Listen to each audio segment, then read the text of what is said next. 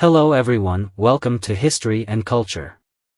In the vast and boundless world, every inch of land is regarded as the supreme territory of a ruler. The emperors of China's feudal era were like sovereigns under the heavens, holding unparalleled authority. As if the light of the sun and moon shone upon them, illuminating all corners of the world. At the same time, these emperors often harbored a grand dream in their hearts, to pass on their great undertakings, like a baton, steadily to future generations, ensuring the eternal continuation of the dynasty's legacy and its lasting glory. To select a suitable successor, the imperial family had to ensure there were enough descendants from which to choose. Therefore, the feudal courts often carefully planned a palace selection feast at the right moment.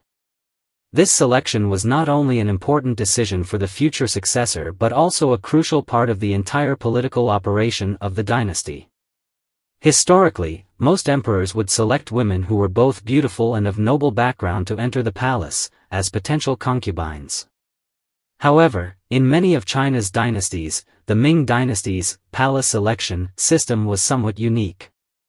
In the Ming Dynasty, there was a group of women from ordinary backgrounds, with no distinguished family heritage, who managed to enter the palace and become favored concubines of the emperor, despite having no prestigious lineage or remarkable status.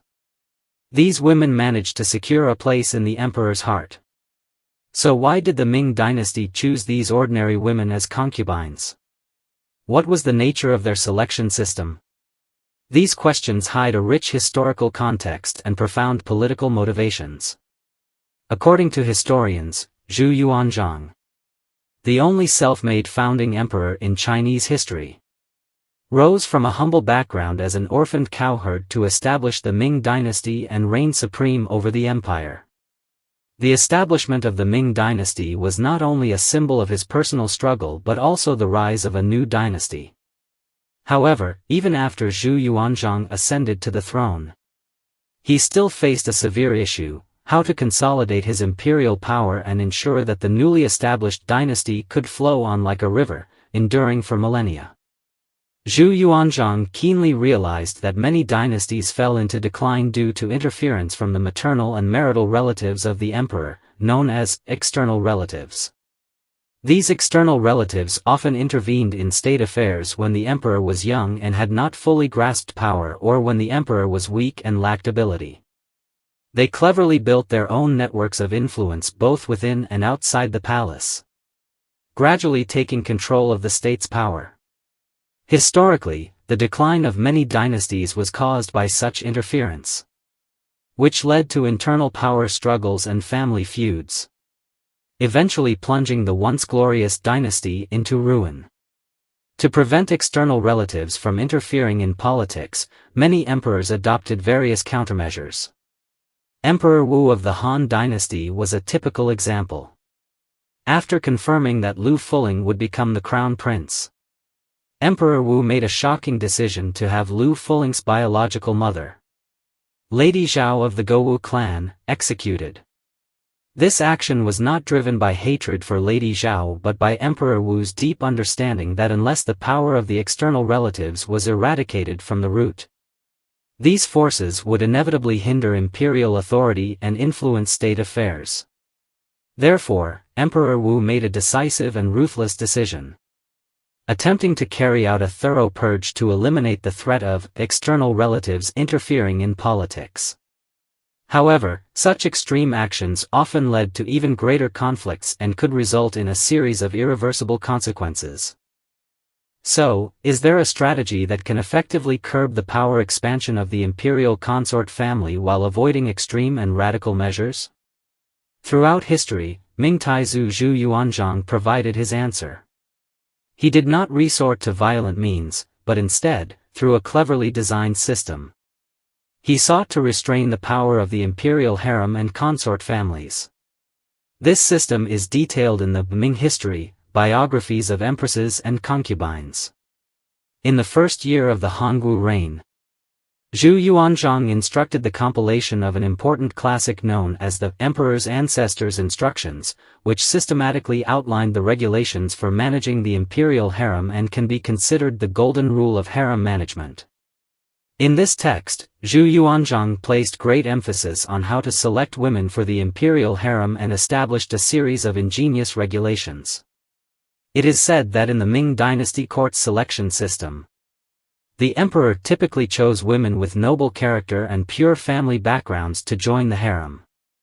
Although their families might not have been prestigious, these women met Zhu Yuanzhang's standards of purity and virtue. Zhu Yuanzhang especially focused on preventing women from being selected through improper means and strictly rejected any irregularities in the selection process. This approach altered the way many emperors selected women for their courts. In the past, many consorts were chosen based on their family backgrounds and the support of the consort family's political power. However, Zhu Yuanzhang preferred to select women from humble, modest backgrounds, but with virtuous character. These women usually did not have political connections, making them easier to control. This ensured that the women in the harem would not become victims of the consort family's power, nor would they use their royal status to interfere with state affairs. By adopting this unique method of selection, Zhu Yuanzhang skillfully limited the influence of the consort families, ensuring that the women in the harem had status, but no real power. He also specifically prohibited the harem from interfering in court politics, setting a clear edict: the harem is strictly forbidden to interfere in state affairs. This was not only a warning but also a system safeguard, ensuring that the emperor could stabilize his rule without interference from consort families. So, what kind of rigorous selection process did common women need to undergo in order to enter Zhu Yuanzhang's harem? According to records, although the Ming Dynasty's system of selecting concubines originated from the common people, its selection criteria and procedures were so strict that it became one of the most rigorous selection processes in history. The entire process resembled an extremely strict, multi-round beauty pageant, with layers of screening and elimination. Only those women who stood out through the many trials had the rare opportunity to enter the emperor's harem and become the phoenix crown among the emperor's consorts. It is said that every year, the imperial palace would dispatch a group of experienced and shrewd eunuchs, who acted as scouts across the country, conducting a large-scale court selection. This was somewhat similar to modern-day open auditions, except that the candidates were beautiful young women selected from various regions, usually aged between 13 and 16 years old. After an initial selection, these young women were financially supported by the royal family and sent on a journey to the capital to undergo even more rigorous subsequent selections. Their fate would then be tightly connected to the Forbidden City, becoming one of the many beauties in the harem. At the beginning of the selection process, thousands of young girls are gathered in an open field, arranged in neat rows, with each group consisting of 100 individuals, lined up in order of age. The next steps are left to the eunuchs to complete. They serve as judges for human aesthetics, conducting the first round of screening based on a series of criteria. About 20% of the girls, who do not meet the standards in terms of height, posture, and other factors, are eliminated, while the remaining girls proceed to the next round of selection. In the second round, the candidates are still lined up for detailed inspections. The eunuchs now evaluate details such as facial features, skin tone, hair, and voice, further narrowing down the pool by eliminating half of the remaining candidates. As the number of selected girls decreases, the standards become more stringent. By the third round, rulers are used to measure each girl's height and body type, ensuring they meet the strict court standards. After this round, around 1,000 more girls are eliminated. In the end, about 1,000 girls remain, and they are eligible to enter the Forbidden City. However, while all of them gain entry to the palace, not everyone will have the opportunity to become a consort. These fortunate women will still undergo a series of even stricter screenings. They will be taken into a closed room for more intimate checks, where the eunuchs will examine their breasts, smell their armpits, and inspect their skin texture, to assess their chastity and physical condition. Ultimately, around 300 women will be selected to become the head palace maids. While they may not become consorts, they at least gain a more respectable status. Next, the emperor's guards will continue to observe the personalities and behaviors of these palace maids, selecting the 50 most outstanding women. These women will become the emperor's consorts. Even if they do not become the empress, they will lead a life free from financial concerns and enjoy the favor of the court. It is worth noting that, among these 50 women, the luckiest few will have the opportunity to become the empress. After a series of further selections and evaluations, the respected Empress Dowager of the court will choose the 3 most outstanding women to enter the final competition for the title of Empress. After several rounds of tests and the Emperor's final decision, the victorious woman will be announced by imperial decree as the Empress, while the other 2 may be honored with the title of Imperial Concubine or sent back to their hometowns with a reward, starting a new chapter of their lives.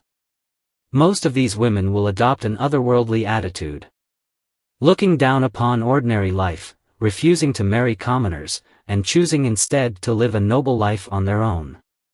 According to some historians, Zhu Yuanzhang's system of selecting consorts was designed to prevent interference from powerful maternal relatives and to ensure that the imperial harem would not become a breeding ground for political power struggles.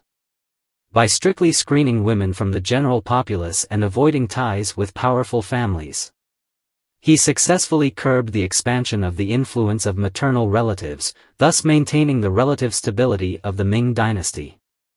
In addition, the palace was also governed by the 6 bureaus and 1 department, which specialized in managing internal affairs of the court, including overseeing the conduct of the consorts and palace maids. This mechanism, to some extent, ensured the rules and order of the harem, preventing any improper behavior by the consorts. This is the History and Culture channel. Liking and subscribing are the greatest help and support to us.